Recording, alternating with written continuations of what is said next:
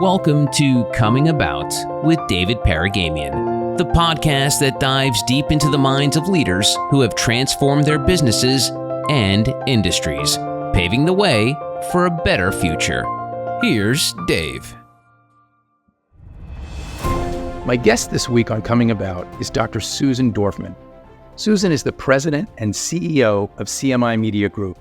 We're going to dive into her transformative journey, exploring key moments in her life and her career. Susan brings almost 20 years experience leading CMI to excel in strategic media planning for the life sciences industry. Recognized as a true innovator, she's pioneered data-driven approaches, delivered targeted strategies for healthcare clients, and built an incredible business with a super positive culture. Get ready for an insightful conversation with a real trailblazer in the field. Susan, thanks for being here. Thank you. Maybe the place to start, Susan, before we get into any of the career things is, I know that maybe one of the first pivots is a life pivot where you came to the U.S. You weren't born here. Can you share a little bit about that?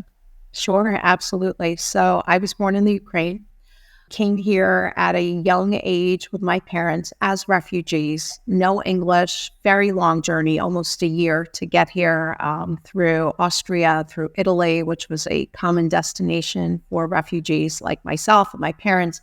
So no English, moved to Cherry Hill, New Jersey, of all places with my family, $0 to our name.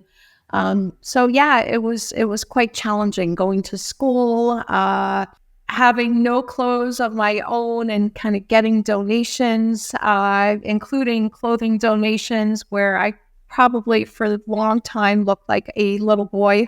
People, I don't think, knew that I was a little girl coming into the school. No English, short hair, awkward. But that was part of the journey. Thanks for sharing that as honestly and humbly as you just did. I know there's probably a million life lessons in there about persevering, overcoming, knowing when to ask for help. And even now, with all of your successes, you look back over those years, this helps me understand when I watch you paying it back and I see all the things you do to help young employees in your organization, employees that may have come from different backgrounds than someone else. That really helps me understand the leader that I see that you are, the way you help pull people along and reach that hand back and get people. Now I get where that comes from. I mean, there's a ton of lessons from a story like that. Yeah, there's a ton of lessons. I do have to say that I'm really thankful for my parents, first of all, for being brave to leave their families, their country, their language, their life for something better, to seek something better and not be afraid. Not be afraid of failure, not being afraid to start over, not being afraid of the unknown. And, when you grow up in that kind of what I'll call immigrant or migrant culture where you leave things behind and just go, go, go, nothing is ever too hard. Nothing is ever, you're thankful for everything. You're appreciative of everything. There's no failure that's a failure, but more of a lesson or a pivot. So I'm really thankful to them for giving me that opportunity to see it in them and to live it with them. Yeah. No, and you said so many smart things in these first 2 minutes, but one of them I just want to underline, which is the being brave enough to try something new, not being afraid to fail. And I think that helps explain your career journey. So let's talk a little bit about that, because I think that'll be really exciting for the listener. Where did you start your professional career? Because I know that it wouldn't be a predictor of where you are today. So tell me about that first job. Oh my God, my first real job, or my first kind of job. I'll tell you a little bit about my first job, which was in a men's clothing store. I was in college and I got a job across the street from university for a men's clothing store in New York City that had a lot of actors. That was my first job. And I loved it because I kind of realized that I'm a very social person and that I'm an honest person, and working in a men's clothing store and having all of these movie stars come to you and you not being intimidated by them and being honest and helping and serving them. And it gave me a life lesson that you shouldn't, also don't be intimidated, don't be afraid, don't be intimidated by someone just because they are world renowned. They're humans and people too. And that was wonderful. My first career out of college was actually with the American Society of Civil Engineers, and then soon, very quickly, transitioned to the Institute of Electrical and Electronics Engineers, where I was an editor. That was probably the start of my career because I had a mentor there who was our CTO who saw potential in me that I never saw. He was a micromanager, and everyone was horrified and mortified to work with him. Being an only child and being a child of a mother who would probably have been a micromanager if she was working, but just a very strong personality, I'll say. He never intimidated me. So I was always very welcoming to him, and there was no challenge also with him that was too hard. I brought him into my journey with everything that he wanted to know and needed to know. I welcomed him, and nothing was too hard. Everything was doable. And that's where he said, I want to introduce you. It was the start of the internet, kind of B2B, really large, opportunities in the market. And he said, I want you to thrive. You have this opportunity. And he introduced me to a recruiter. Said, oh my God, you're introducing me to a recruiter. I can't leave you guys. I can't leave the Institute of Electrical and Electronics Engineers. And I got an offer that I just couldn't refuse. And that was the start of my really advanced professional journey. One of the things I wanted to pull out a little bit is, you use the word mentor to describe the relationship. And I think we should talk a little bit, because certainly for, I think, the listener, sometimes people think, well, will a mentor be identified and handed to me? Will I know that this person is a mentor and I can tap him or her on the shoulder and say, hey, you're my mentor. What are you going to mentor me today? And it sounds like at the time, you probably didn't know that that was the right nomenclature to hang over this relationship, that was your mentor. It was just someone who was this incredibly knowledgeable, somewhat intimidating. Others chose to sort of navigate around the individual. And you said, no, wait, I can learn from this person. And it's probably years later you look back and say, oh, no, wait, that was a mentor, right? Mentor is a really big word. And, we ourselves get to choose who we want our mentors to be by sometimes working and collaborating with them, sometimes just by watching and observing. Both positive, I will say, as well as negative. You can have mentors in your life, people that you choose to observe, maybe even people who you work with, who are mentors to you because you see them doing things that you don't often love and will never want to emulate either. But most of the time, it is a mentor is a positive word that we use, and someone that we choose to coach us in scenarios. And it really is on us to find those mentors. I will say that when it is a true mentorship, there is a collaboration involved. There is a give and take. There is it's more than just looking back and saying he was my mentor or she was my mentor at the time. It is much more of a collaboration and much more purposeful. Yeah. No, and I love the fact that you said we get to choose our mentors, right? That there is this voluntary act of us saying, no, this is somebody that I really want to learn from. And I totally agree that idea that we learn both the good, hopefully more good, but we also learn the not so good. And golly, I don't want to do it that way when it's my turn, for sure. Yeah, and finding people who will be, in some ways, who can be those mentors, those coaches for us. That's an important part of thriving. It's an important part of any level of career that you're in, no matter how high you go, no matter what you do, no matter what title you have. Having someone that could be that coach, that could be that mentor, someone that you can continue to grow and learn from is incredibly important. Till this day, having my mentors, having my different coaches, my partners that I can bounce things off of, continue to learn and develop from is incredibly important. In your journey, Susan, after that interesting start in the Society of Industrial Electrical Engineers, I know that your journey before we got to CMI, where we spent the last decade and a half, there were some stops at both nonprofit organizations as well as obviously, commercial profit businesses. Can you talk a little bit about that interesting sort of back and forth between the nonprofit and the profit world, and things that were different, things that were the same, things you learned? I'd love to hear a little bit about that. I worked for the American Society of Civil Engineers and the Institute of Electrical and Electronics Engineers, both of which are nonprofit, but that does not mean non-revenue organizations.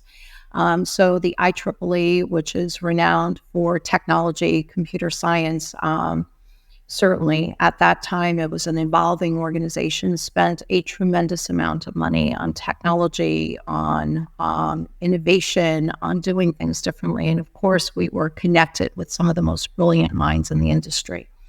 That gave me opportunities that I'm very, very thankful for. Obviously, the structure was a bit different. We were there to serve members of the organization. It was an organization for our membership, which was worldwide. So our revenue streams were a bit different than the revenue streams that you would from a commercial organization. So my first kind of journey into the commercial organization was for the first B2B internet service provider called Icon CMT. We also were the first to launch a webzine. This is going back so many years ago. Gosh, I'm revealing my age. The pace was likely, I think the biggest difference is the pace and the pivoting. So when you're serving customers, in this case, it was with Icon, our predominant customer base was financial institutions at the time. The pace is a lot different. It's a lot quicker. The stakes are a lot different in terms of making decisions, choosing the right, direction to go to. And of course, being the first or even the second is always opportunistic to be able to capture the industry, do things in a unique and different way, things that have never been done before, as opposed to this is how we've done it in the past.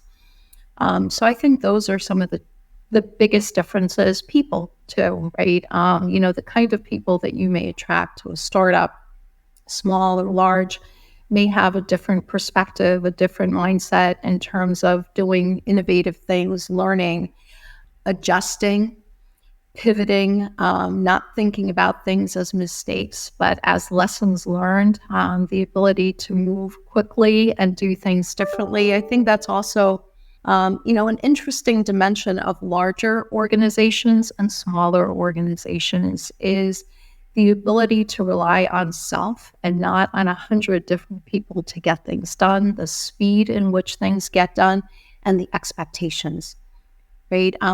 You move at a pace that probably could be problematic. And when you go from large to small, when you go from nonprofit to profit, when you go from layers to, very small condensed teams where you're responsible for everything and have to do hands-on, it's just different expectations. And I think having the opportunity to work for all kinds of companies, for-profit, nonprofit, for smaller startups as well as larger organizations, it really gives you such dimension to everything that you do. Nothing, right? It's like being an immigrant. It's like nothing scares you anymore. Everything is possible. So that's pretty awesome.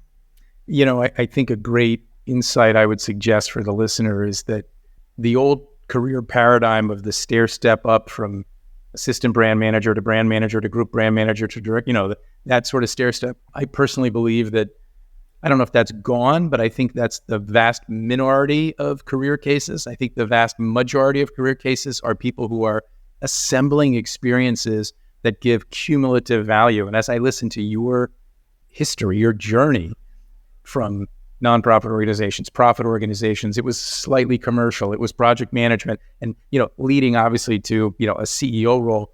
It feels like we're stringing together all these pearls, and you now look back and see the beautiful necklace that you've built, and it's the cumulative value of all of those experiences. And to encourage the listener that's listening to us today to say there isn't a right or a wrong. It's how you make that decision right. It's how you accumulate all those experiences in your journey and your growth. I heard you use that language of the growth mentality, that it isn't win or lose. It isn't a binary thing. It's I either win or I learn, and I learn how to do things better is what I'm hearing you say. Yeah. And I think there's also, when we look for talent, I think it's important to not only look for experience, but actually to be able to seek capability, to be able to seek a desire from people, this proactive desire to do. And if that's self-starter, for certain roles, not every role is going to require that, but based on the role that you need, to seek someone's strengths and capabilities and not just look at past experience. Totally agree. For the last 15 years, you've been on an incredible run up through a wonderful company that has gone through a tremendous period of growth and is a market leader in the industry that you serve at CMI. Tell me a little bit about what was the decision to, how do I join this company? Why do I join this company? I'd love to know about that thought process as you embarked. Yeah. So as I was making a decision of where my next move was going to be, I had known our current chairman, Stan Woodland. I had known him and CMI Media Group, CMI at that time, Communications Media Inc., as it was known, for quite some time as a customer, as a partner. One thing that I knew about this agency was the decency of the people.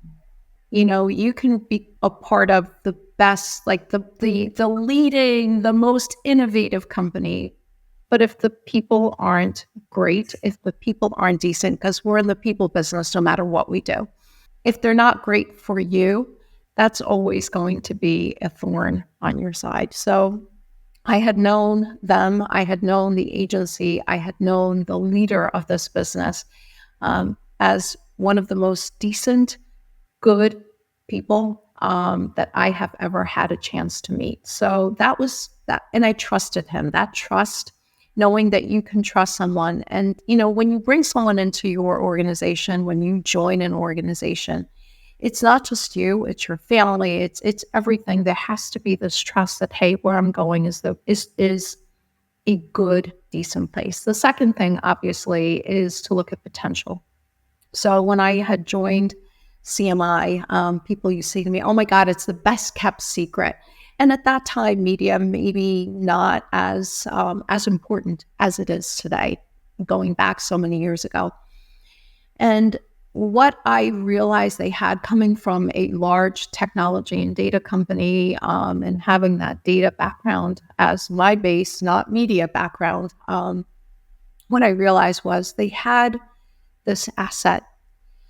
And at that time, it was used but underutilized for the industry. And frankly, no one was talking about big data. No one was talking about precision marketing. No one was talking about these things. And coming from a world of CRM, I knew the importance of the data, I think, way before anyone else realized that importance of the data. And I remember sitting down with Stan and him saying, take a look at our agency, see what we have and where you want to be. He gave me an opportunity to design my own job description and my own job. Like, who does that?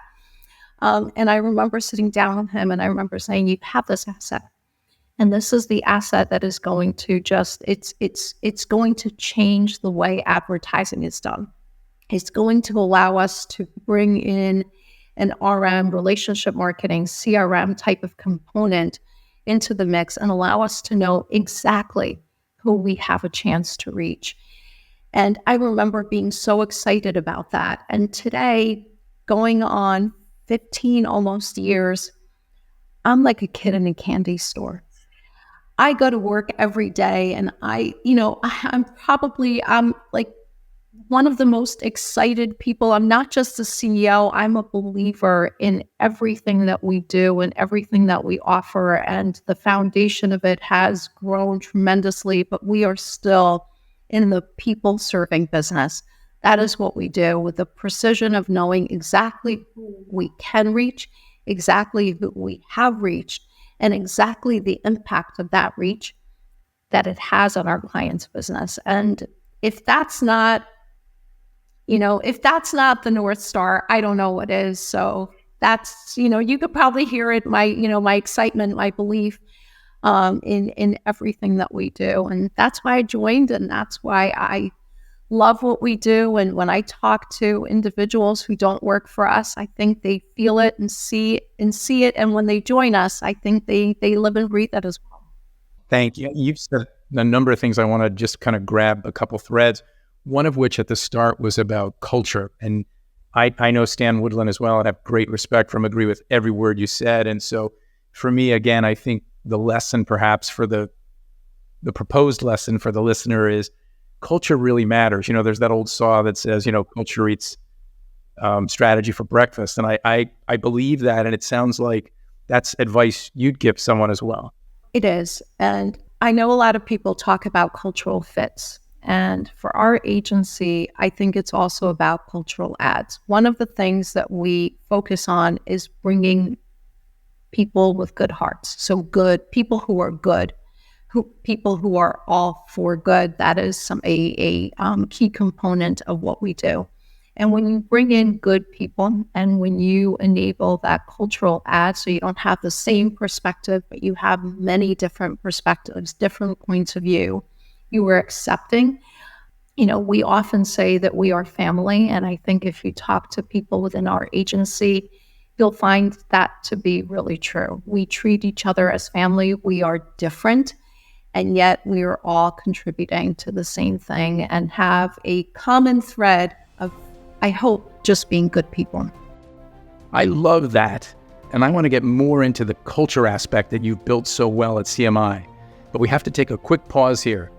Next time on Coming About, Susan Dorfman, the president and CEO of CMI Media, will share why she embraces a challenger mindset for a business that's number one in its industry. If you're always in that challenger mindset, if you're always thinking ahead, if you're always thinking about how to, I know that there's a saying that better is the enemy of good.